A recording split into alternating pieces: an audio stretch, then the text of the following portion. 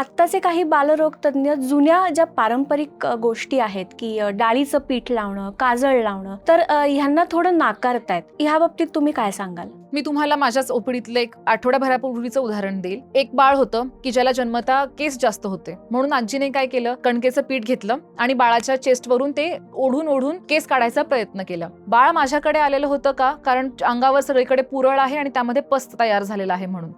मग मी त्यांना विचारलं की तुम्ही काही घरी उठणं लावलेलं होतं, डाळीचं पीठ लावलेलं होतं, असं काही केलंय का बाळाला? तर त्यावर ह्यांचं म्हणणं होतं की नाही, बाळाच्या शरीरावर ते केस होते, मग ते तसेच राहतील ना, काढले नाही तर मग कसं दिसेल बाळ. सिमिलरली काजळ सुद्धा, काजळ लावण्यामध्ये लोकांचं एक म्हणणं असतं की डोळे मोठे दिसतील, डोळे मोठे होतील, हा एक समज असतो. जर तसं असतं तर चीन आणि जॅपनीज लोकांचे डोळे मोठे असते है ना, ते बारीक का राहिले? काजळ त्यांच्याकडे पण आहे की. नेझोलॅक्रिमल डक्ट असते आपल्या डोळ्यामध्ये की जे डोळ्यातलं पाणी नाकामध्ये ड्रेन करते, ती सुद्धा काजळामुळे ब्लॉक होते.